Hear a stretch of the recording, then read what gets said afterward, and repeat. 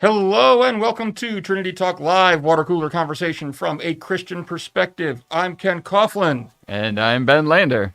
And the sound on my wife's phone is on, so we all heard our theme music a second ago after the 20-second buffering delay. Let's try that again. Hi, I'm Ken Coughlin. And I'm Ben Lander. And this is Trinity Talk Live.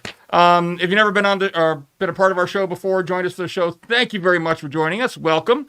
The byline says it all right down there at the bottom. We are water cooler conversation from a Christian perspective. What we do on this show is we talk about whatever people are talking about around the water cooler, but we try to do it from a uniquely Christian perspective. Lots of places you can go out there for people's opinions, needless to say. There's a saying about, people having an opinion, but we won't say that on a Christian show. But the difference here is when and this is just opinions, we could have it right, we could have it wrong, you may agree with us, disagree with us, but we do at least try to put Christ at the forefront in everything that we're saying. So, it is an audience participation program, so please join in the conversation if you're watching us here live.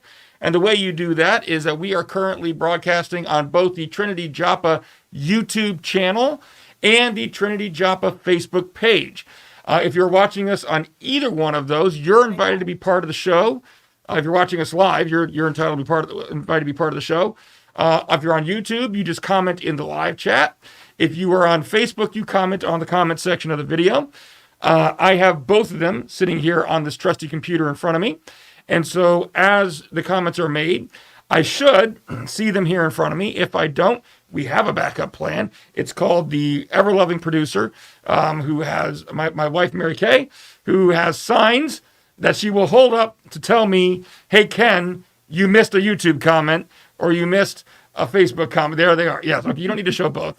Yes, that's the Facebook logo. Thank you. All right. That's my cue to make sure that I see something, and then once we have a break in the conversation, we'll work your comment in, and we'll respond. And you can be part of the interaction here. Also, you should see any comments, whether it's on YouTube or Facebook, will appear right there in that box over there to Ben's left as well. So if you are joining us late, you want to get caught up on the conversation, you can do that. If you're not watching this live, you're watching in a replay after the fact, you're still invited to be part of the program. And the way you do that is if you can just post a comment on YouTube now. We don't always see the Facebook stuff, but on YouTube, post a comment after the fact, and then in the intervening week in between, we'll take a look, we'll see if there's a comment on there, and then if there is, we'll try to take it up at the beginning of the next show. So, that's Speaking the plan. Of which, do we have any from last week? I don't think we did have any from last week.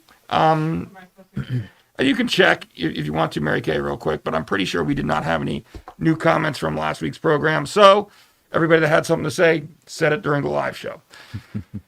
All right. So, without further ado, we only got 4 topics tonight because we've run long the last couple of weeks. And you got to understand, even after we're done here, these two have an announcement video that they film. And so we're not out of here even once the show is over. And I don't want to be here till 9 o'clock at night. So we're going to do 4 topics today, and we're going to get started with our first one. And our first one just came out yesterday, actually. And there's been more developments for us here in Maryland on this today.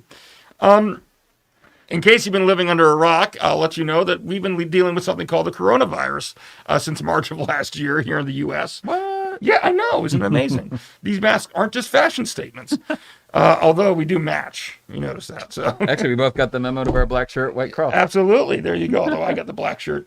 You've got the white shirt. I'm the bad guy. He's the good guy, apparently, is what that is. So Spy versus spy. Oh, I get that reference. So, all right.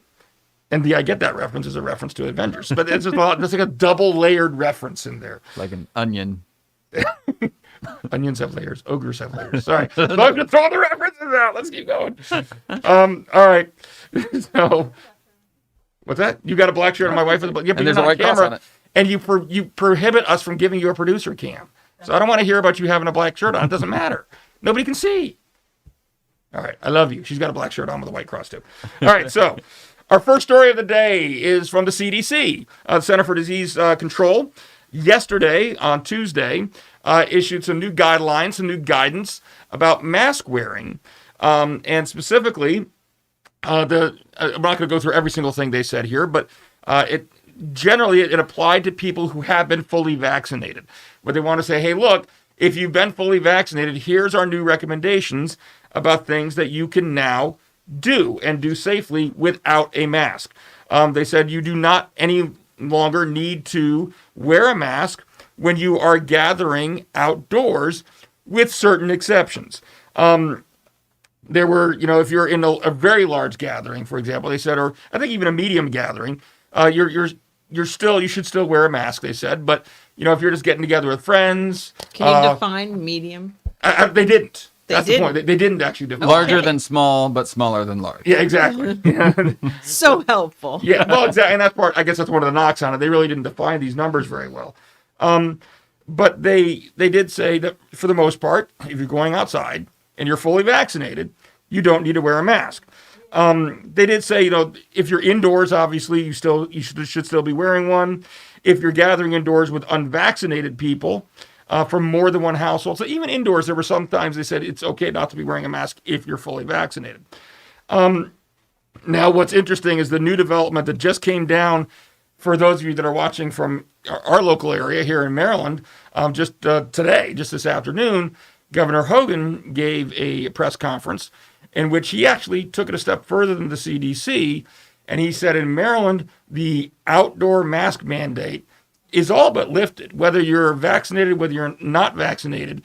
I mean, now there were a lot of shoulds in there. And one caveat he did say, if you're like going to a large ticketed event, like you're going to a sporting event or something like that, you still need to wear a mask, vaccinated or not. Right. Other than that, he put a lot of shoulds on there. If you are in a situation, obviously if you're unvaccinated and you're not in a position where you're able to be socially distanced, you should, as he put it, still wear a mask. If you're around people that are obviously still highly susceptible to catching COVID, you should still wear a mask. Mm-hmm. But those were all shoulds. And so whereas the CDC was, this is kind of applying, if you're fully vaccinated, Governor Hogan was, doesn't matter whether you're vaccinated or fully vaccinated. With this very few exceptions, the outdoor mask requirement is lifted, but here's what I'm still asking you to do.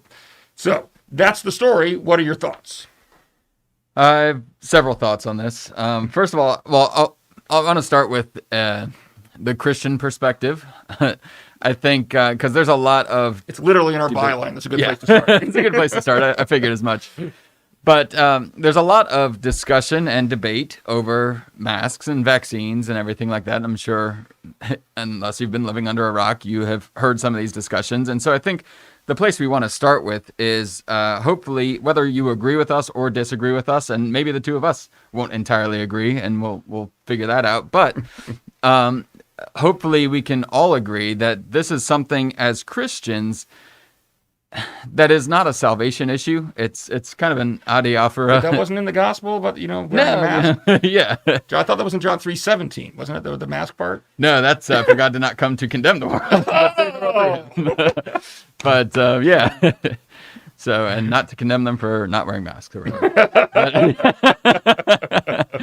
But yeah, so this is what we would call adiaphora, or a peripheral issue. This is something that we as Christians have the liberty to make our best informed decision, but it's just that. It's not prescribed anywhere in the Bible, so it's something that we have to pray about and make our best informed decision on, and of course, and not demonize people who disagree with us. And we see that too often in the world, and so I think we as Christians need to do better and be better.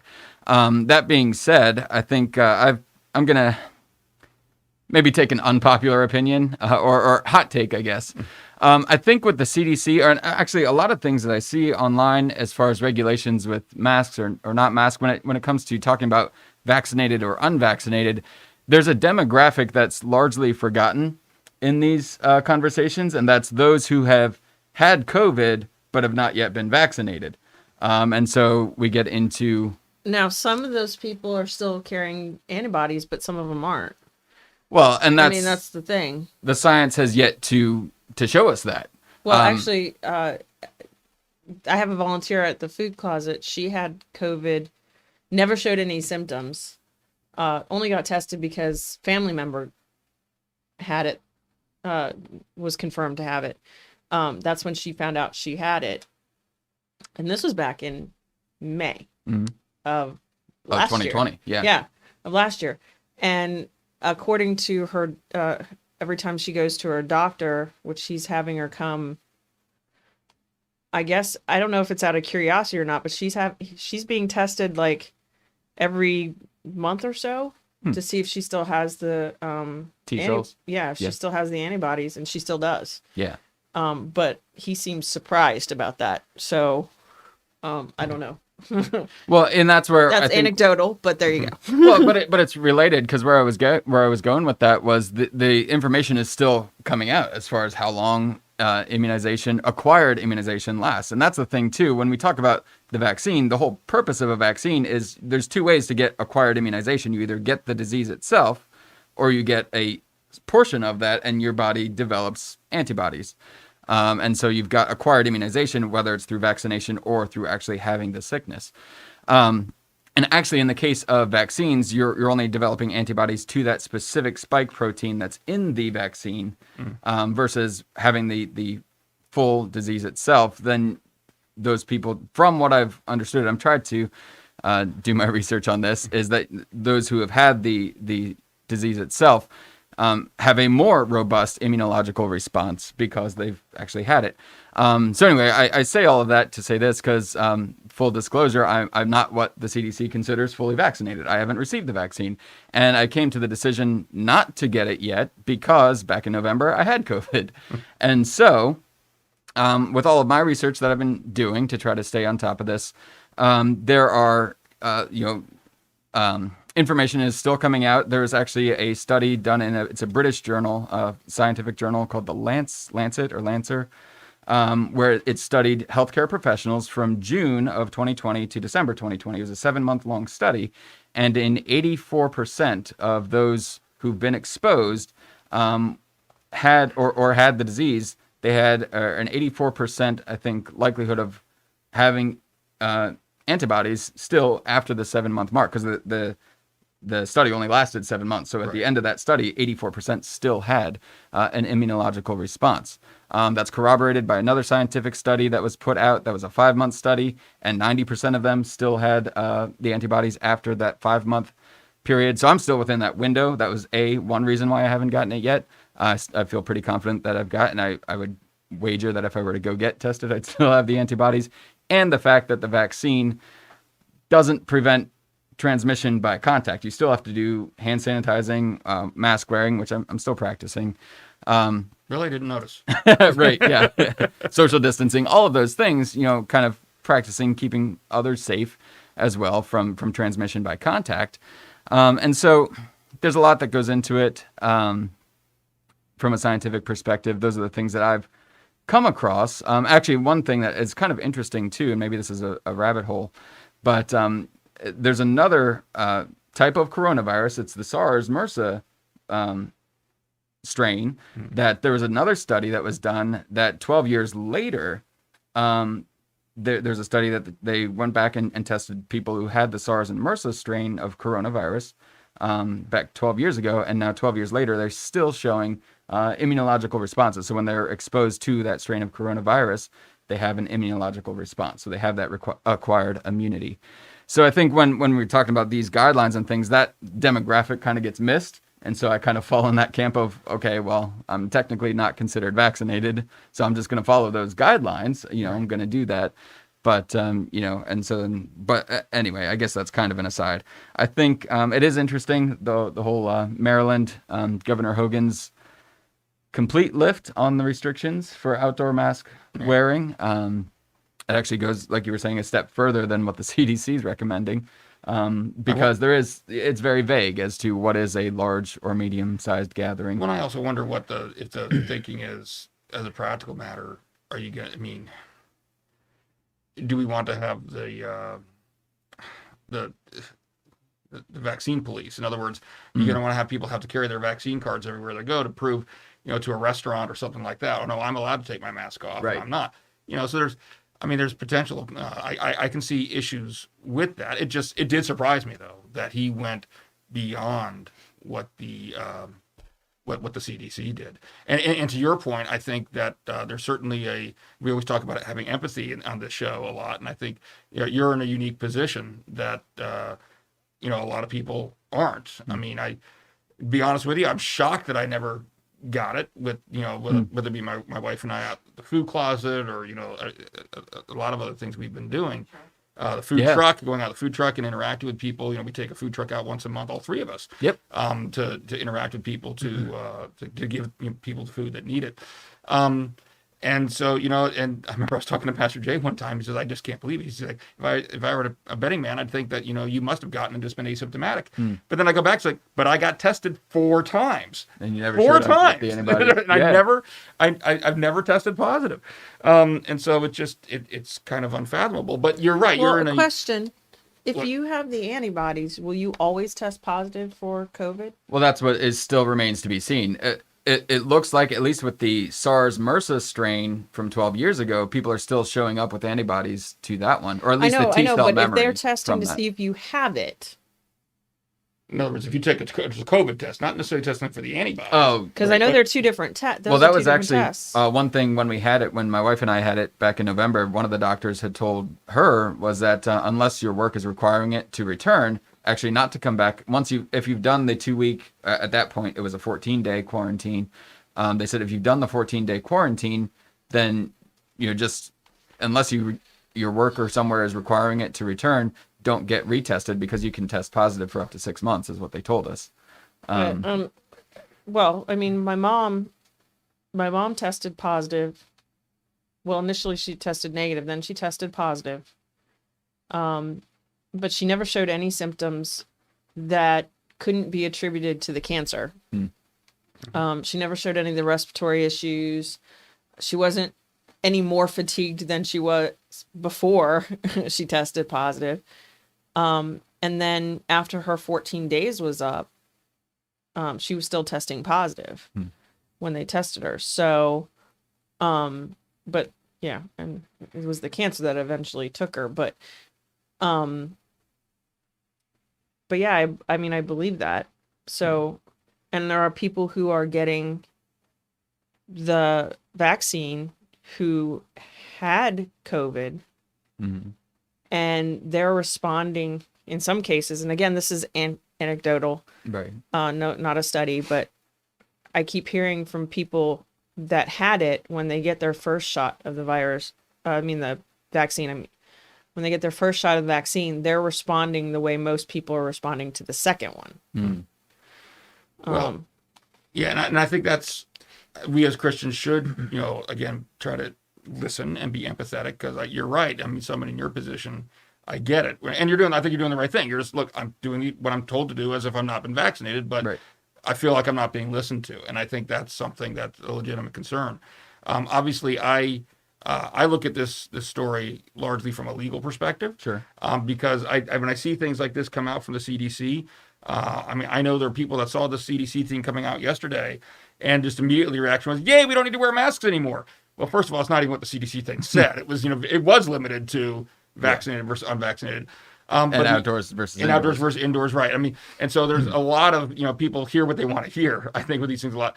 But fundamentally, I want to kind of encourage anybody out there that's watching, especially if you're watching from a state other than Maryland, because I've just told you what Maryland has said, but I don't know what other states are doing, is the CDC does not make law, okay? The CDC, these are guidelines, these are recommendations. It's basically a federal agency that says, hey, states, here's what we're recommending you do. That's great. A state can tell it to go, you know what? They don't have to listen to it. There's no force of law behind it. And so what you need to make sure you're doing is that even if you've heard this story from the CDC, that doesn't mean that is in fact what the law is in your jurisdiction. Wherever you are, you need to make sure you investigate what your individual state, even your locality, is saying, and hate to break this to you, what your employer is saying. It's all these things where your employer, your county, your city, your state, they can have different restrictions than what the CDC is The stores, recommending. the restaurants. Right, exactly. Now, what they can't do, all right, is they can't do less than what the law says. Remember, the law we're talking about here generally at the state level or at the county level. But even like let's say Baltimore City, this is never going to happen, but they wanted to have fewer restrictions than the state did. All right, it's not usually, it's always the other way around. Right. But let's say Baltimore City wanted to have fewer restrictions than what the state was mandating. That they can't do. That the higher up always prevails, except in regard to the CDC, because the CDC is not a lawmaking authority. All right, so.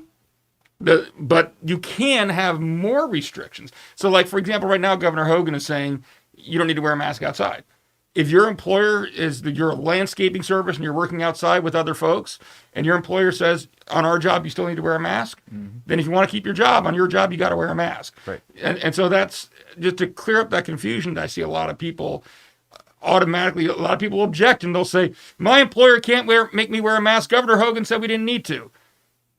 No, that's not the way it works. I mean, Governor Hogan, your employer can't have fewer restrictions than the governor says, but they can have more if they choose to. It can be a condition of your employment.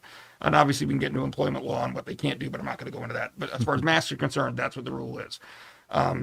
So, and that's why people think, well, how is it that Governor Hogan then could have fewer restrictions than the CDC? Well, that's why, because the CDC does not make law, it just makes recommendations. Right. So...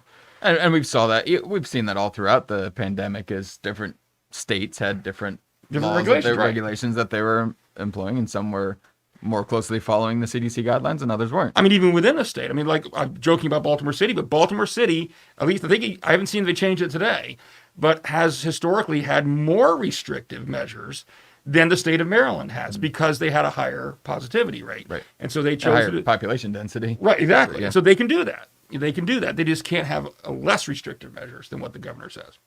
So, all right. Shall we move on to story number 2? Sure. Mr. Lander, what is story number 2? All right. So story number 2, this comes from the Christian Post.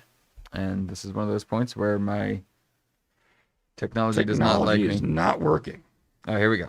All right. So the tagline here is, does neuroscience disprove God? Northwestern professor response.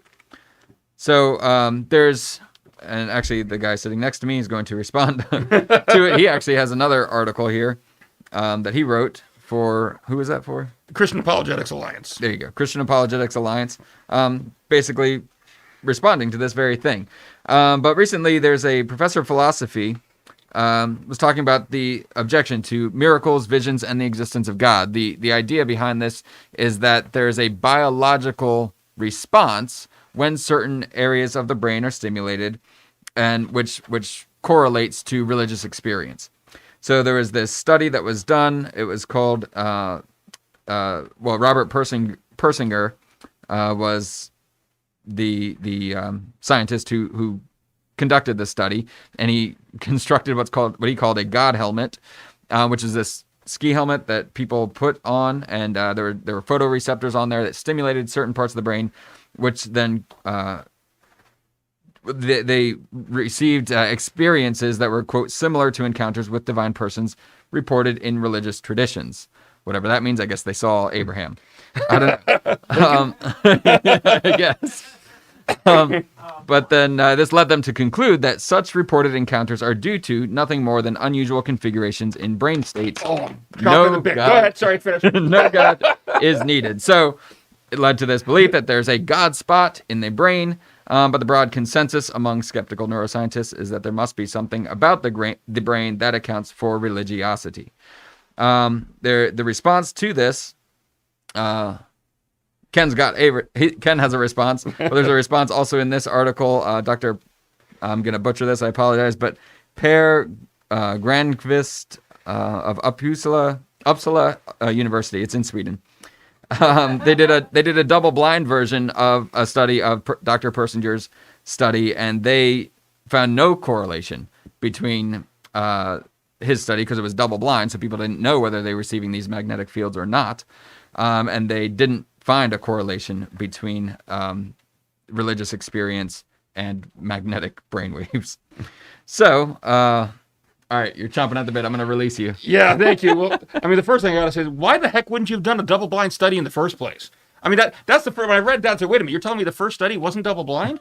That's ridiculous. One of his responses is that they didn't replicate his study properly. Well, sure they didn't. Because your study was, never mind. I mean, that's just common it- sense. Was it single blind? Was it a blind study? I don't know. That's a good question. It doesn't say. I mean, you know the difference, right? Yes. Okay. So anyway, that's a side note because the professor here from Northwestern, the primary response he makes to these types of arguments is he's look, nothing, and this is a quote from him in the article, nothing produced under controlled conditions resembles religious experiences, actual religious experiences as reported in the Bible, for example. And there's simply no indication that experiences like them can be manufactured. So, I mean, I agree with him for starters. I mean, when you're talking about, you kind of hinted at this, like religious experience, whatever the heck that means.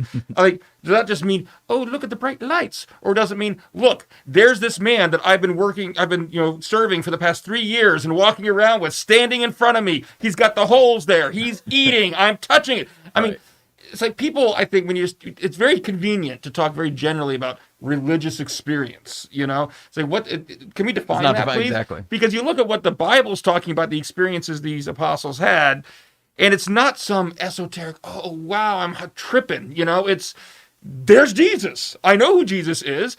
He's my rabbi, I've been spending the last 3 years with him. There he is, Yeah, the way the study talks about it, it's similar to like the way people report being on ayahuasca or something, or like some kind of drug that's used for a drug-induced religious experience, quote unquote, or peyote, it's or whatever. Peyote. Peyote, It's yeah, peyote, yeah. That's funny because somebody brought up peyote in the response to my article that I was talking about. But when I read that, his conclusion in this article, and this is why when you proposed this, I said, yeah, I want to do this story, because, I mean, while I agree with him, we don't even need to go there. Because here's what I think where a lot of Christians get intimidated when they see something like this, is they think, I can't respond to that because I don't understand the science. And like you pointed out, I wrote an article I used to work, they didn't pay me, but I used to write for an organization called the Christian Apologetics Alliance many, many years ago. And I had written an article, a blog post for them back in 2013 on this topic. And somebody brought up peyote, one of the responses to it. But and what I try to argue in that article is to show people that you don't need to know anything about the science whatsoever in order to see that this is a bunch of bunk. All right. And this is why I recommend that book, Tactics by Greg Koukl. It's a great one, helps you see these things and think through this way. It's just a matter of thinking about it. Let's boil down what the argument is. And it could take many different forms. And we've seen here where they're saying, well, there's a spot in the brain that accounts for religious belief. We have other variations say there's a God gene. We think there's a gene that accounts for religious belief. No matter what it is they're pointing at, the underlying premise is this, that religious belief is allegedly biologically oriented, that it's either genetically determined or biologically determined. There's something about your makeup, the mechanical makeup of the human body, that causes people to have these types of beliefs. And so what we need to do is kind of boil down. So people just say that. They'll just go around and say, well, look, here's the gene. Here's this portion of the brain that's making people have these religious beliefs.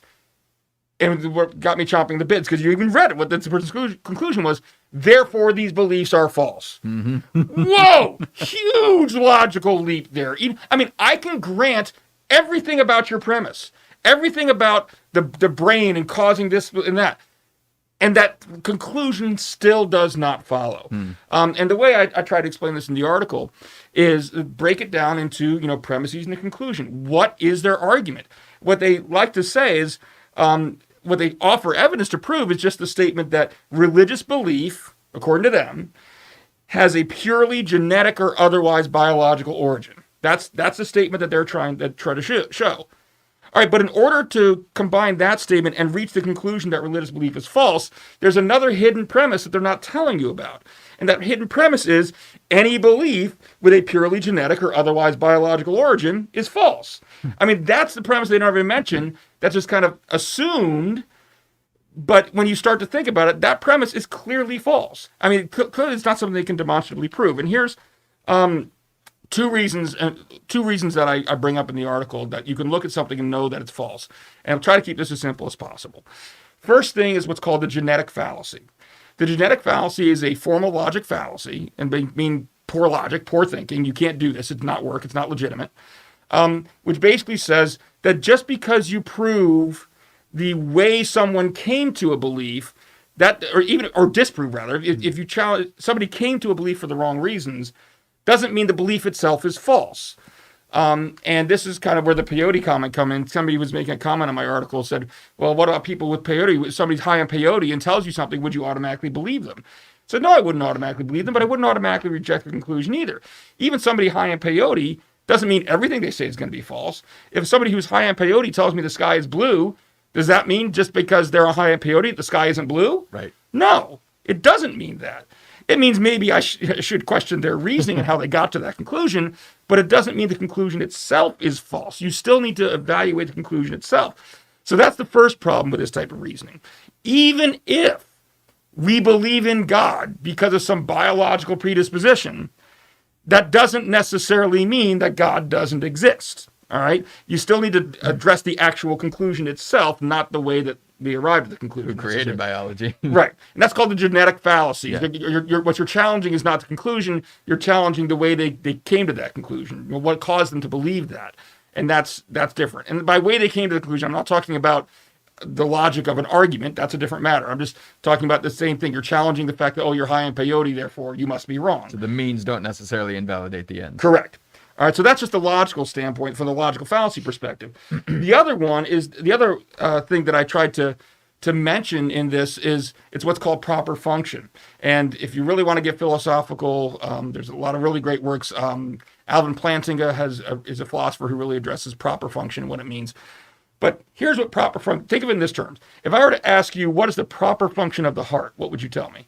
To pump and circulate blood throughout the human body. So it's not just to make a thumpa sound?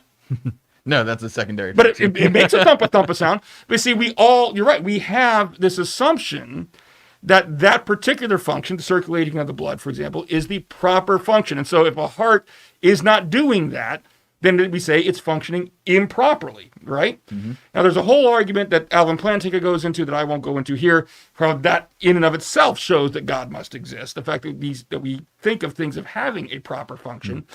But here's how it relates to this argument, this neurotheological or neuroscience argument. It points out that the atheist argument is circular. Mm. In other words, when they say, well, there's a biological reason why you believe in a God, all right? The assumption is if there's a gene that points you in that direction or predisposes you to believe in that, that gene must therefore be functioning improperly. Your body must be pointing you away from truth because it has this gene in it, or because you have this brain chemistry. There must be something wrong with your brain that it's causing you to believe in a God.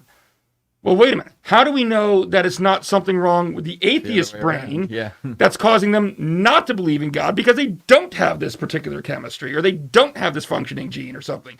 The only reason they get to that conclusion is because they're starting from the assumption that God doesn't exist. Therefore, if you have something in your brain that's making you think God exists, then your brain must not be working right. But wait a minute. But that's what you're trying to prove, that God doesn't exist. But you started assuming in the first place. Just because something in your brain is causing you or leading you to be open to the fact that God may exist, doesn't tell you one way or another which one is the proper function. And I got news for you. If God does exist, I think it's entirely reasonable that he could put something in our brains to predispose us towards pointing toward that truth. Yeah. So from the beginning of time, God's invisible qualities have been made known, so that men are without excuse, right? So the way he could make that known is through our brain chemistry.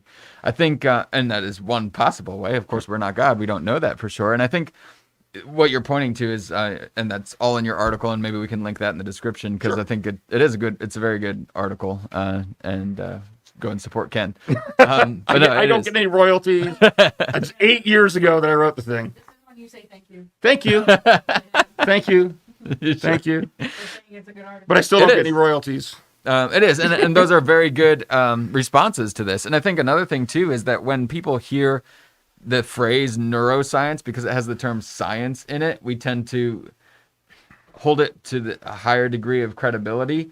But there are plenty of things in neuroscience that are all but purely speculation. For example, we don't know what consciousness even is. Oh, yeah, that's a big one. So there are many things. Neuroscience is a very tricky animal. And of course, I'm not a neuroscientist, so I'm not speaking from experience here, but just from what I understand of it, that there are things that I don't even know if there's a way that we can know certain things. There are just certain things that are unknowable, or at least we don't have the means to know, Right. And to determine. Case in point, which came first? Is it the defect of the believer or the atheist? Right. What is the proper function? I don't know that there's an answer to that. And Through neuroscience. Right, exactly, through neuroscience. The mere Yeah. fact that you point to, well, the brain predisposes some people to believe X does not tell you anything one way or another about whether X is true or not. I mean, because it could be the brain is pointing you towards X because it's functioning properly and therefore pointing you towards truth. Mm-hmm. It could also be that X is false and therefore by the brain predisposing you to believe X, it's functioning improperly. But just because you have something that's pointing in that direction does not tell you one way or another which way you can conclude based on that. Right. And that's the ultimate biggest issue, I think, with this argument is it shows that it's circular. The only reason the atheists believe that even if all this is true, and this is just assuming for the sake of argument that all this is true, right. Okay? In other words, even if everything they say is right in neuroscience, it still doesn't prove their case because you only get there if you start out by assuming what it is you're setting out to prove in the first place. Which is the very thing that they accuse believers of, assuming you start from the assumption that God exists. And it's funny because, I got to the point where this article, I'll try to link it, remember to link it afterwards, I'll put it down in the description. This blog post generated some discussion afterwards, and I went back and looked through it now 8 years later, and I did see that there was somebody who commented after my last comment that I never responded to, but it's funny because that was kind of the accusation. I can't remember which it was that I pointed out that someone was doing some fallacy they were committing, and the first thing this guy said is, well, you're doing the same thing in regard to other religions. I'm like, no, I'm not. It's just a ridiculous statement. But you're right. They accuse us of a lot of these things, which it's like, but no, you're the one that's actually doing that. Right.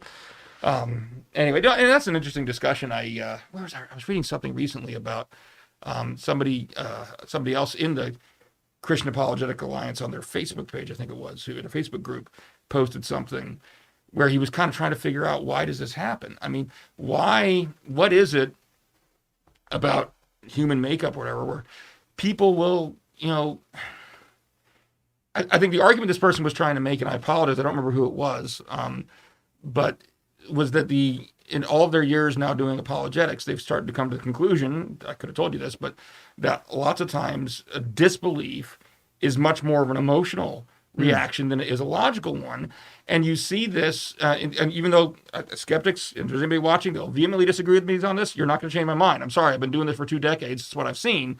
The arguments that are advanced are just not good.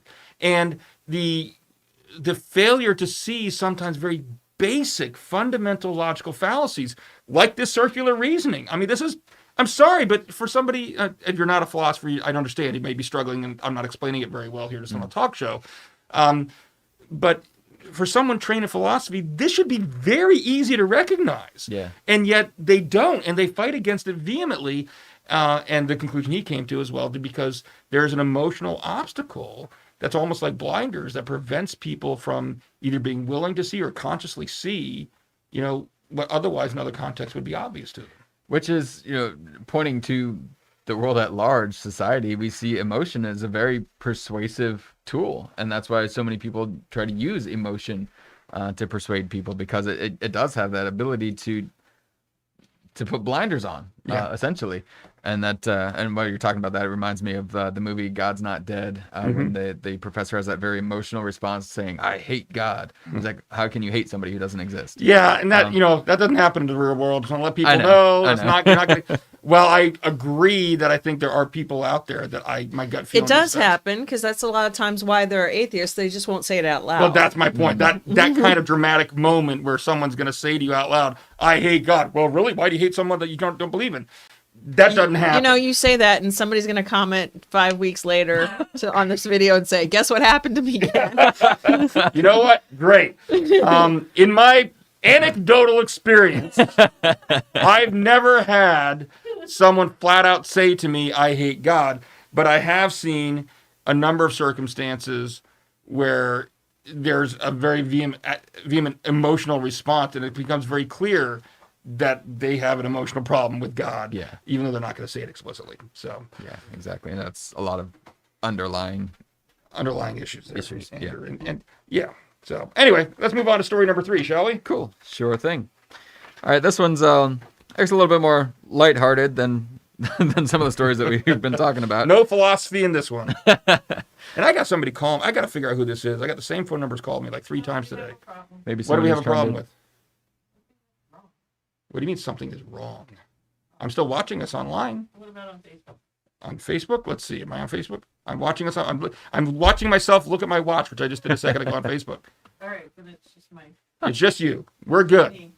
We're Maybe all somebody's good. trying to call you to tell you that. Maybe that. No, but that phone number's called me 3 times today, and they haven't left a message. So I'm gonna. I don't know if that means they're a salesman or what it is, but I got to figure out who it is. All right. Anyway, sorry. They're calling about your car's extended warranty. We just got a call like that the other day. They've been We did. trying to reach you. Car's extended warranty. All right. Well, if, Oh, and this is your final call, even though this is like the 20th time they've called you. if whoever's trying to call me is watching the show, I'm on the air right now. I can't answer. And you called me earlier today. I was filming something. You just have bad timing. All right. Leave a message. All right. True. All right, so our third story is from Christian Headlines, and the tagline says, "An alternative to Hollywood. Angel Studios raises millions to create family-friendly content."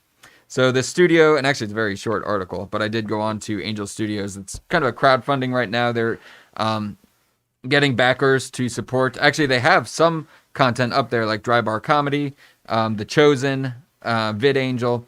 So there's some content that they've already produced, but they're looking to produce more. I know on there, when I was looking on their website, there's a animated series that they're looking to produce that they're just about funded for, a couple other things. But so it's the same media group. It's called Angel Studios, and they're crowdfunding their own studio. And so you can go onto their website, you can support them if you'd like. And so they, from my understanding, they only will produce inspiring content. I don't know if it's, quote, enriching and inspiring content that they say Hollywood lacks. I don't know if that's particularly Christian content per se. Well, I guess you can make the assumption with Dry Bar Comedy. It's not always Christian content, Right. but it's always family friendly. There's no cussing or anything in it, or no inappropriate content. But yeah, I guess, well, I'll let you have the first response to it.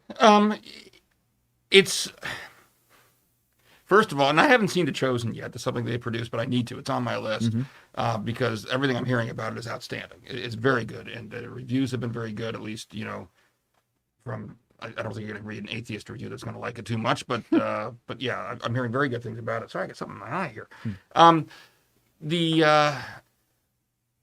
I guess I just and I like the way they're doing it. I mean, because you're right. I mean, while there are certainly large studios like Sony has Affirm Films and things like that, there are certainly some of the Hollywood studios with the success of folks like the Kendrick brothers and things like that have started to see that. And God's Not Dead. Has said that there's a market for this because while these movies aren't going to make $100 million at the box office, they might make 60, 70, $80 million, and they only cost about $5 million to make, typically. And so 5 to 10 million, something like that. So there's certainly a very big profit margin for these studios to produce content that's going to be consumable by your Christian audience. And I know this is not strictly Christian, but we're Christian, so they're talking about from that perspective. And so, well, I can't agree completely with the premise that Hollywood isn't producing anything. That there's some films that have come out that have been under these banners, of these Hollywood companies. That has been some good content, but it's certainly a small niche kind of corner. And then by and large, what's coming out under the main Sony Pictures label or Paramount label or even Disney label is not necessarily family friendly content. Right. So at least by our standards. Right. Yeah. It's interesting that it's shifted over the years. Right. I mean, I mentioned Disney, and they'll say, "Oh, it's all family friendly." Well, I guess it depends on who standards. you ask. Yeah. But, my concern, and so I do like the fact that there's crowdfunding. It's a way of creating money to produce this content in a way that's not a slave to the studio system. And honestly, I think it's something that even people beyond the Christian community or the family-friendly community might look into, because if you can break that studio stronghold Heck, now with COVID, now's the time to do it because the studios are hard pressed anyway. But, you know, that's a good way of getting out of the studio system and creating more options out there for your viewers. So I like that part of it. I did also go onto the website and take a look at some of it. And, you know, I had mixed feelings about what I saw as far as, you know, content, quality of content on there.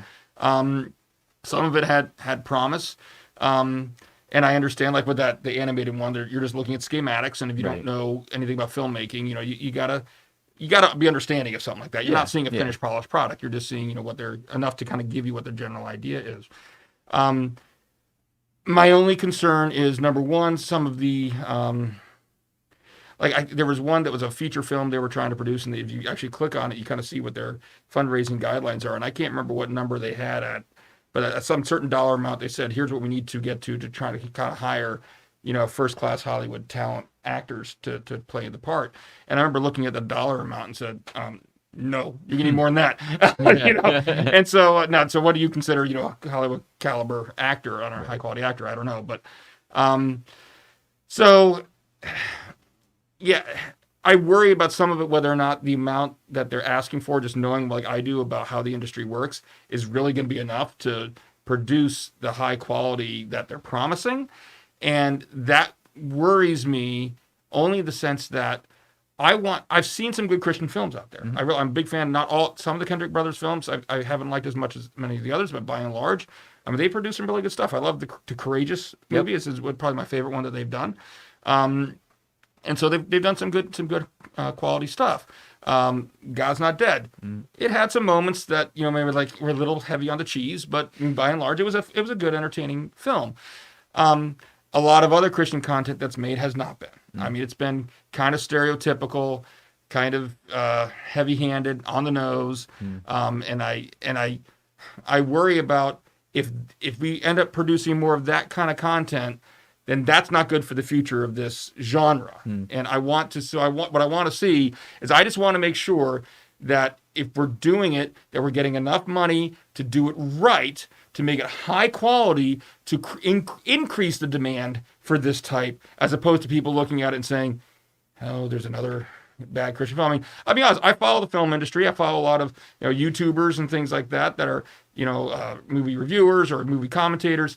And, you know, it's kind of funny sometimes because when these Christian films come out, lots of times they don't cover them. They don't even cover them unless they have to, because they start making so much money at the box office. They got to say something about them. And I don't think it's like an anti-Christian sentiment per se, as much as there's this perception of Christian films as being poor quality films. Right. We need to overcome that. And so I just want to make sure that they're really, what comes out of the studio is going to be high quality, and it's not, you know, trying to do too much. Let's focus on, you know, The Chosen, from what I understand, is really good, and that's great. But let's not say, okay, we produce this one really good high quality thing. Now let's produce 50 million other things. It's like, let's take it one step at a time to make sure that what we're producing, we're taking the time and effort to make sure it's good. Yeah. That's my only concern. It may be unfounded. It may turn out to be nothing, but that's my worry. No, I agree with that sentiment. Actually, well, I'll start off by saying I think it's great that they're not beholden to a corporate Hollywood studio, because now, you know, they're their own entity. They're able to do, you know, more. They have more freedom to do some of these things. So I think that's great. And, you know, crowdsourcing, I think it's a great way to raise the money. I agree with the sentiment that is out there that Christian films are poorer quality. But I also haven't watched The Chosen, so I think, and that's definitely on my watch list. I've seen some of the dry bar comedy stuff, and it's like, that's good stuff. It's good stuff. Yeah, it is. It pops up on my Facebook feed a lot. So, yeah. So, I mean, some of that stuff is good. It is a little bit misleading, I guess. In the title here, it says an alternative to Hollywood. Well, when you go on their website, it's got like 5 or 6 things. Yeah. So it's not like they have this huge, you know, kind of pipeline of things. They're not going to flood the market, but by any stretch of the imagination.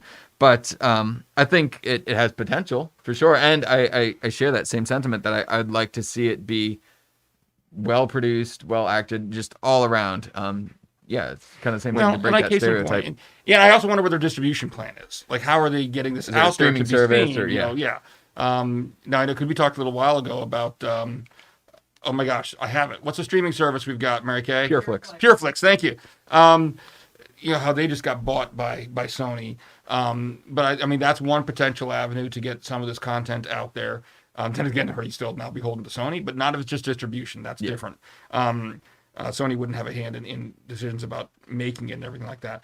But I mean, I just worry. Like, there's a feature film on the site, and I watched. They have like a 25-minute, what I guess is supposed to be like a short film version to kind of give you an idea of the overall vision that will then be expanded into a feature-length film. And so again, I'm trying to be wary of the, I understand there's limitations. This is kind of a sales pitch, and it's not much more than that. But I mean, the whole thing is like there's a lot of setup. The first few minutes are setup scene, and then the two main characters. I'm not going to spoil anything particularly about plot wise, but the two main characters kind of sit down in this restaurant, and then I mean, I didn't watch it all the way to the end. I got to about, I don't know, there were about 5-10 minutes left before Pastor Jay came in and reminded me I had a meeting I had to go to. But the whole rest of the time they're just sitting there having this conversation in this diner, and I'm kind of like, that's visually boring. You can't sit there and, for 20 minutes, it wasn't really, it's probably about 15 minutes or so, just sitting in a diner, no matter what they're talking about. Right. Of course, here we are on a talk show for an hour, but a little different. So that just concerned me, is that what this 2-hour movie is going to be like? So I don't know. I just had questions. They hadn't sold me yet on being an investor, but say they couldn't. But I just want to make sure it's done right. Yeah, that's all. Yeah, I agree with that. But I think the potential's there. The potential's there, and I like the idea of how they're going about getting the funds. Yeah, and I think they did this with The Chosen, because I remember when they were fundraising for that, and they still are because it's an ongoing series, and it worked. And it got good reviews. So their game plan, and I guess maybe that could be evidence against my hesitancy, because they have proven that they can produce high quality content. They've done it, to my understanding, with The Chosen. Yeah. So let's just see where it goes from there. So, all right, we got one more story today, and this is a fun one. Oh yeah. Yeah. So this I don't remember what this came from, what the outlet this timesofisrael.com. Timesofisrael.com. And the headline is "Shock in Jerusalem Community as Rabbi," in quotes, outed as an undercover Christian missionary. There was essentially a man. I don't know if did they ever give his name? They don't give his name. Yeah. But there's an ultra-Orthodox Jewish community in Jerusalem's area called French Hill, the French Hill neighborhood.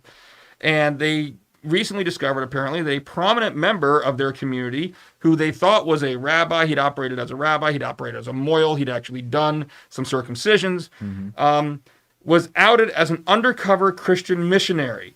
Now, what started this whole ball rolling is, the reason they decided to out him, they say, is that his child was proselytizing in school. So the child, my understanding is the child actually attended a Jewish religious school, and they're claiming that this child started proselytizing for Christianity within that school. It was discovered that this man was not Jewish, but actually from a Christian family from New Jersey, and had reportedly forged documents to show that he was Jewish. Actually, at the time he was married, his wife has since passed away, that the whole family, to show they were Jewish, in order to emigrate to Israel under the law of return. If you're Jewish, you have the right to basically emigrate to Israel. Well, his wife, who has passed away, she became ill from cancer, and apparently she had told her friends some things while she was undergoing treatment for cancer that they say didn't make sense. She had claimed, for example, to be the daughter of Holocaust survivors, and when they looked into that, they found out that apparently was not true. And they looked into their parents, and they says the family's parents, so I'm assuming it's both the husband and the wife, here in the U.S. Not only did they find that their parents were not Jewish, but that their parents were posting, it says missionary material, I'm assuming Christian missionary material, on social media. Now, they said until now they kept it quiet because they didn't want the father to just move on to another Jewish neighborhood and to carry on his work. Now, what's interesting about this is the man has denied that he was working undercover as a Christian missionary. He says he was born Jewish. However, he did acknowledge about 7 or 8 years ago he was doing some apparently Christian missionary work, but says he was not anymore. And here's kind of some notes that are at the very end of this article. It says, Israel enjoys vigorous support from Christian evangelical movements in the United States, but keeps a lid on missionary work in the Holy Land. While Israeli law only expressly forbids the giving of money or gifts to encourage conversions to another religion, missionary activities in general are closely monitored by the authorities and are offensive to many Israelis. Also forbidden by law is missionary or proselytizing activity directed at minors without the permission of their parents. And I will tell you that I've had some very close friends over the years who have been, Jewish folks here in the U.S.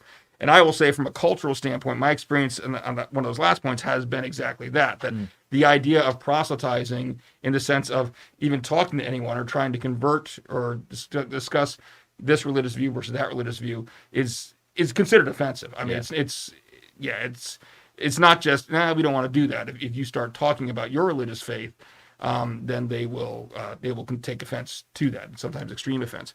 So anyway, what were your thoughts on this story? A couple different thoughts that I had. Only First a couple? Of all, several. There's so many. This is kind of one of those things, like it almost sounds made up. Yeah, I know. But it's because it's so just inconceivable. Another Inconceivable, another reference. I got that one too. My first thought is that if these allegations are true against this quote unquote rabbi, and he was a Christian or is a Christian undercover missionary, then I think that's a cautionary tale about the methods overshadowing the message. Because if he was a Christian missionary and his whole intent... You think? Yeah. If he is a Christian missionary, then... He needs to learn about the messages that he's supposed to be preaching. Right, exactly. Then it's not going to be received at all through deception. I mean, that's not how we go about it. And if he's not, then that calls into question, the Israeli authorities and what's going on here. So it's just a mess, really. But I don't know. Part of me, when I first read the headline, I was sympathetic to I was like, undercover missionary. Hey, that's kind of cool. But then when I read through this, oh, we got to pay royalties if I sing another note. Your initial thought, as an evangelical, I had my evangelical cap on.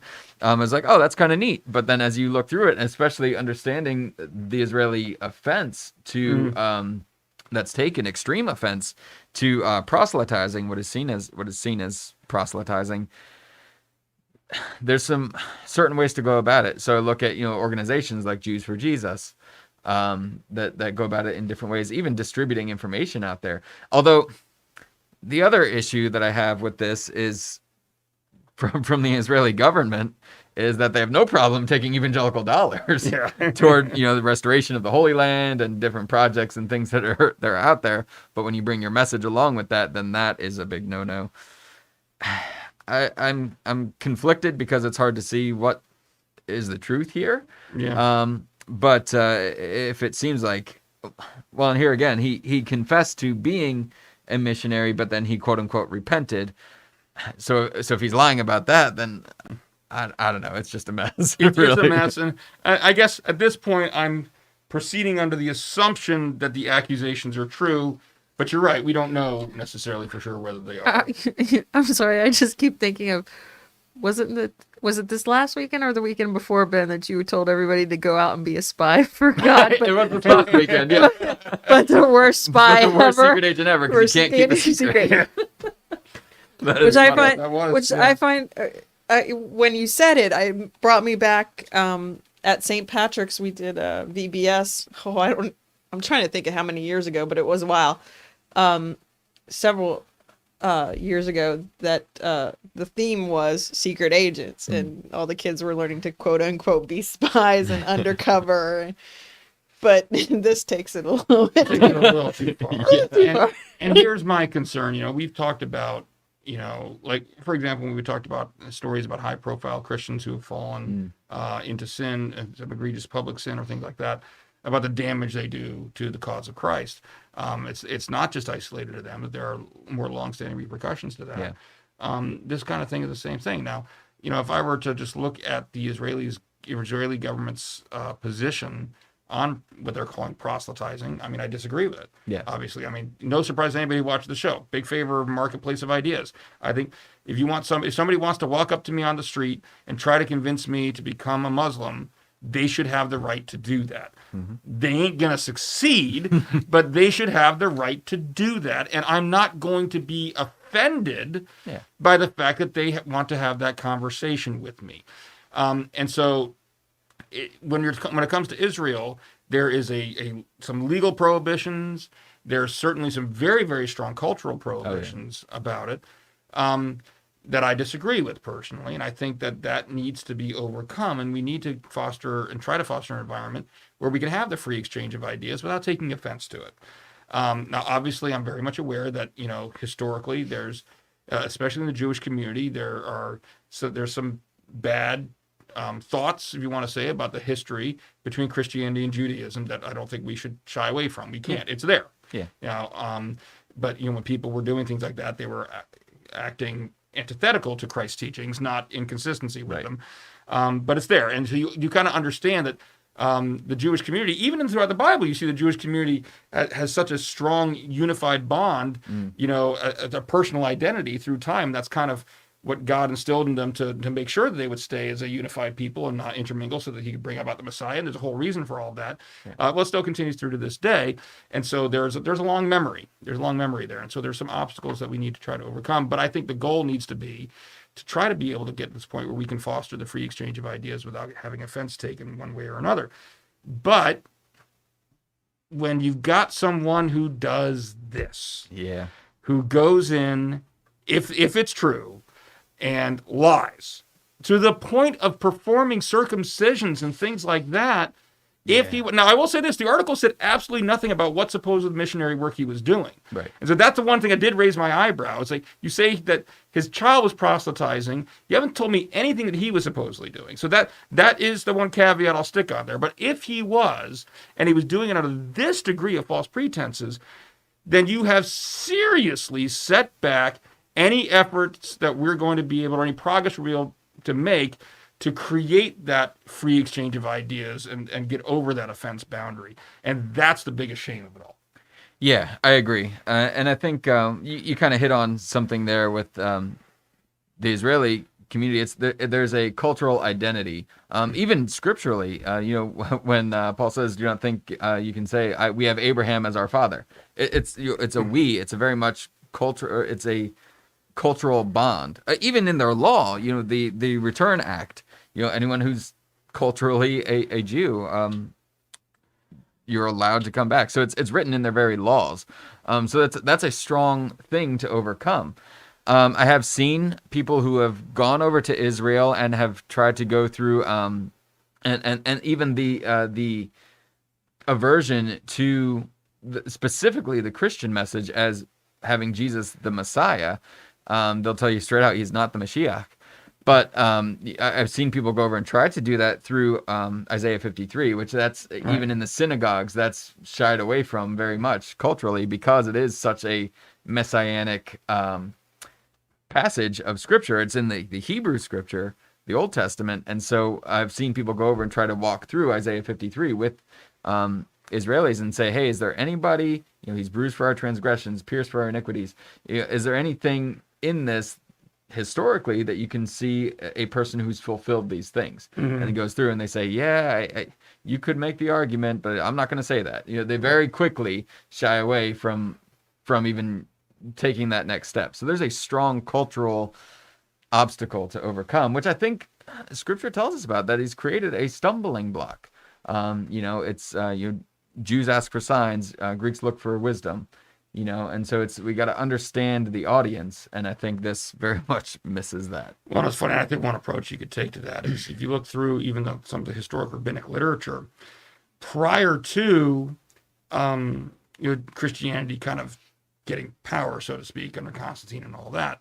If you look at the rabbinic literature prior to that, I think it's very clear that you're not going to have trouble finding sources that talk about Isaiah 53 as a messianic prophetic passage. And of course, after Christianity gets control and starts pointing out how that really does point to Christ, you start seeing some differing interpretations become more and more common. Like, oh no, it's the suffering servant is really just referring to Israel as a whole, is a suffering servant. And it's like, okay, well, then how do you make sense of he was pierced for our transgressions? Right. If it'd be like Israel was pierced for Israel's transgressions, that's clearly not the context of the passage there. Yeah. So it doesn't work as an interpretation, but you start to see that. And so I think, and I understand, I think there's differences of opinion even in the Christian church about whether, we should be evangelizing to Jewish people. I'm not even going to go there right now, but it's there. But I think from that particular passage's perspective, I think one approach might be to take to look to some of their own sources and say, let's take a look at what this rabbi said and what this rabbi said, and start to see, like, look, even historically, you can find people that were saying this is messianic. That's what this is. This isn't referring to the Jewish people as a whole. This is referring to the coming Messiah. And if that's the case, then let's take a look and see if there's anybody, like you say, that it fits. Yeah. Yeah. So. Yeah. Anyway, all right. So yeah, don't lie when evangelizing. Yeah. I mean, bottom line, don't lie. It's first and foremost, it's sinful. It's sinful. And do you really want to be trying to fulfill the Great Commission on a bed of sin? I mean, that's basically, what if this is true, that's what this person was doing. And secondly, there's secondary consequences to it. Like I said, it's going to detrimentally impact anybody who heard the Christian message from him, as far as them even receiving it, and it's going to have a more long-lasting and broader effect on whether or not people are even going to be able to listen, or they're going to be able to get past that cultural unwillingness to actually be listening to other viewpoints. So don't do that. Bad methodology. Instead, buy Greg Kokel's book, Tactics, a game plan for discussing your Christian convictions. That will show you what he should have done. So I wonder what he accomplished. I don't know. And I don't know. And that is the one suspicious thing about the article, is that it never even said what he had done specifically. And so that's the one that, if there's anything in this article that makes me wonder whether it's true, that's it. Okay, granted, I would rather somebody who had a little bit more training take care of a bris. Yeah. Just saying. He doesn't even say he watched some YouTube videos. He got up to speed on it just like that. I don't know, but right. They call him rabbi, but has he had rabbinical training? Hey, look, if you can learn how to do some basic plumbing procedure, you get on YouTube. Okay. All right. Yeah. Ben, how do you feel about letting him take care of? No, thanks. Yeah. Sure. Anyway, so yeah, there's that, but I just, like, what did he? How long has he been doing this for? Also unclear. It's been years. That was clear. Years? Yeah. Well, yeah. He said it was 7 or 8 years ago that he claims he was proselytizing, but you're right. It doesn't say specifically. I guess I'm like, what did he actually accomplish? I mean, what's the fruit of how was he? I mean, yeah, okay, maybe he was a Christian, but how was he actually proselytizing? I don't know. And that's what makes me wonder whether or not how much truth we're getting out of it. There's another side of the story. I don't know. I guess the reason that it does say in here, the reason that they looked into it is because one of his children at this ultra-Orthodox school were talking about Jesus. Right, but it's possible his child was proselytized by somebody else. His child was Christian, and he wasn't. I don't know. Right. So anyway, speaking of now a delayed transition, Greg Kokel's Tactics, I did want to let everybody know that I was generously asked recently by Lutheran Core, the Lutheran Coalition for Renewal, to do a video book review. They've started doing some video book reviews on their website. Their website is just lutherancore.website is what it is on here. I didn't know you could do .website, but that's what it's showing up as. Or you just Google Lutheran Core, C-O-R-E. As something that will shock nobody in this room, since they gave me free reign to pick whatever Orthodox book I wanted to review, I reviewed Greg Kokel's Tactics, a game plan for discussing your Christian convictions. And that is going to post on their... I think I'm going to die from not surprise. I know. It's obviously... shocked face. Did you get that? Did I get what? Did you get that reference? This is my shocked face. This is your shocked... No. I think I'll die from not surprise. I didn't get that one. I did get that one. Wait. This is... what movie is that from? That's what I'm asking you. Give me a minute. I'll come up with it. Yes, I know that's a line from a movie. Anyway, back to my original point is that it's supposed to post in May. So I don't know if that means May 1st or what, but cool. Check in their website, lutherancore.website, or their YouTube channel. I think they're on YouTube. They're just Lutheran Core. They got some other really good book reviews from other Lutheran pastors about, Orthodox resources that are out there that they're reviewing for you. So feel free to check that out and watch the video when it comes out, and maybe we'll link it in a future episode here. So cool. Yeah, that'd be awesome. All right. Do you want to mention anything about the upcoming National Day of Prayer and what we're doing for that? Yeah. So the day after next week, the day after next week's show, the next Thursday. I should have just said that. Next Thursday, May the 6th, as you may or may not be aware, is National Day of Prayer. We have several things that are going to be happening that day. We've got our prayer hub, which is going to be a resource center on our website. That will be launching that day. So it's just going to have a whole bunch of different things. Tell people some of the ones, because that's got me really excited. What are some of the things that are going to be on that? Yeah, there's basically the prayer hub. It's 5-pronged. So you've got your prayer pals, which is a way you can sign up to be a prayer partner with somebody, accountability partner, things like that. There's also a really cool thing that we're linking to called Bless Every Home. We're trying to get our congregation or anybody who's affiliated with our congregation. It basically gives you this map of your neighborhood and people to pray for, people to care for, people to share the gospel with, and kind of gives you a visual of the outreach that the church is doing. So that's kind of under the prayer pals section there. Then we've got prayer requests. It's a place where you can go where you can share your prayer requests, whether you want to post it publicly or you can post a private prayer request on that, and we'll be sure to pray with you and partner for you and lift you up in prayer that way. Then we've got our prayer school, which is a bunch of different resources on how to pray certain ways, how to pray through the scripture, how to pray for healing or for deliverance, things like that. It's kind of a practical how-to sort of thing, and there's different prayer prompts on there. If you're not sure how to get started, that's kind of just inject a little momentum into your prayer life. So that's the prayer school there. There are ready-to-go prayers, so it's got just whether it's written or video recorded, ones that you don't have to do any prep for. You can just pray along with it. And so those will be up there as resources. And then there's prayer resources themselves, which are external and internal things that we put together ourselves, as well as external links for more prayer resources. So it's a whole section of our website. It's a great tool. I think it's going to be useful for discipleship and growing in your prayer life and your walk. And we hope and pray that it enriches your walk with Christ. Yeah, it's going to be so much more than just, you'll hear sermons about what you should be doing and all that. But this is really an effort on our part here at Trinity to reach out to everybody out there to help disciple you, to help you along. And I guarantee you there are people that are watching this either live or later on that you may not want to say it publicly because we also almost feel ashamed about it.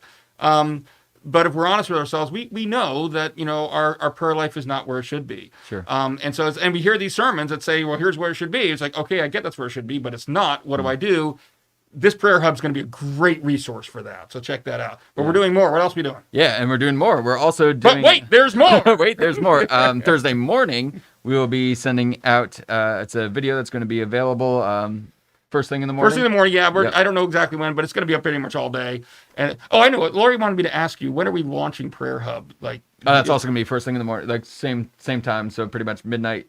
It'll be midnight live. on. So we'll probably put this up at midnight as well. It's going to be a prayer service, but I don't know, 15, 20 minute, not a big full service, but just a liturgical, a very a dedicated service just to focusing on prayer. Some intercessory prayer is going to be in there and all of that. So that's going to be live, not live. That's going to be posted on YouTube for you to watch anytime during the National Day of Prayer as well. Yeah, absolutely. And, because this is a concerted effort for the National Day of Prayer, it kind of all makes sense that's coming together. We do believe in the power of prayer. And so on Thursday evening, May 6th, we are having a prayer vigil that will not be live streamed, so you don't have to worry about your face being broadcast. We keep saying that. I want to make sure people not live streamed, not filmed either. I mean, there's nothing. It's not. Nobody's going to see you. Yep, it's literally just a prayer gathering. So come. We'll be unless outdoors. they're there in person. In person, yes, but but we're not recording it in any way, shape, or form. And evidently, you don't have to wear your mask, so people will see distributed more of you than they've seen in the last year. And full circle. But yeah, so that's going to be at 7 p.m. Here at Trinity. at the church, and we're going to be outside, weather permitting. Right now, looks like weather is permitting, and so we'll be at on our soccer field, kind of around back behind the building, and just kind of just in nature. But it's going to be a great time to pray together as a people of God, and then kind of break up and to pray for each other and individually. And so it's a great time to gather around prayer and seek the Lord together. Excellent. So National Day of Prayer, we're going all out. Please tell people about it. For more information, you can follow us on any social media, Facebook, Instagram, Twitter. We're at Trinity Joppa, YouTube Trinity Joppa, and our website trinityjoppa.org. So, All right. You still have the Rabbi lower third on. You realize that, right? We're not talking about the Rabbi anymore. We're done with the Rabbi. Get rid of the Rabbi. Thanks for watching. Well, you hadn't started saying that yet. All right. Maybe we should have led with that. Yeah, next time I should have led with thanks for watching. Quote. Or you Thanks should go, for here's watching. what's coming. Yeah. You need a new slide. A new thing something coming like, up. Well, what's it was a spur of happening? the moment thing. I just thought of it, and I thought we should talk about it because And I was tempted to start recording so you could use it for the announcement video. Lori goes into all this on the announcements. Oh, She already okay. does. So it's great, but I want to make sure we get it out there. I am personally, if you can't tell, absolutely jazzed about everything we're doing for the National Day of Prayer. And so I want to kind of like pass that through the camera to you. Yes. The excitement of what we got. That's like, look at that. My hands are There you so go. much bigger on the screen when I do that. Look at that. 3D glasses. Breaking. So Please help anyway, me. we'll stop that because that was just wrong. But that's it. We can wrap things up. So, but Wait yeah. a minute, don't you want to know what movie that's from? What movie is it from? Aladdin? Oh yeah, it's Gilbert Gottfried? the animated one. Yes. Iago. Iago when it's in response to something Jafar says. Yep. And he's saying something about the Sultan. Is that right? What I'm trying to remember what Jafar said that led to that line. I'd have to go back and look it up. Yeah. But he's Yeah. Gilbert Godfrey, Gilbert King of Gottfried, Sarcasm. Good old Gilbert. Good old Gilbert, yeah. So, all right, we're going to sign off now. So make sure you join us again. We'll be back live again next Wednesday at 5:30. And then the following Thursday is National Day of Prayer, where all that wonderful stuff that Ben mentioned is going to be happening. And, of course, our worship services are live streamed every Sunday at 9 a.m. and 11 a.m. 9 a.m. is traditional, 11 a.m. is contemporary. Hey, if you haven't subscribed to the YouTube channel yet, why not just subscribe? That way, and you click the little bell, you get notifications, and then you don't have to listen to me talk about all this stuff because you'll get the notifications whenever we post new stuff. And that's just the tip of the iceberg. We got devotions, we got chapel services. I mean, there's so much that goes on. If you haven't subscribed yet, why not? Come on. So, all right. 2 strong words for you. Come on. Come on. So, all right. Thank you, Mary Kay, for your contributions and lovely producing duties, awesome producing duties, and your black shirt with a white cross on it. See, I still worked it in. And thank you, Ben, for all your wonderful thoughts. You didn't do any producing duties. Well, you kind of did because you helped come up with stories. That's producing duty. And your black shirt with a white cross on it. And thank you to me for everything I've done in my black shirt with a white cross on it. And thank you all for watching, especially if you're wearing a black shirt with a white Say cross goodnight, on it. Gracie. I said say goodnight, Gracie. Say goodnight, Gracie. Good night, Gracie. God bless.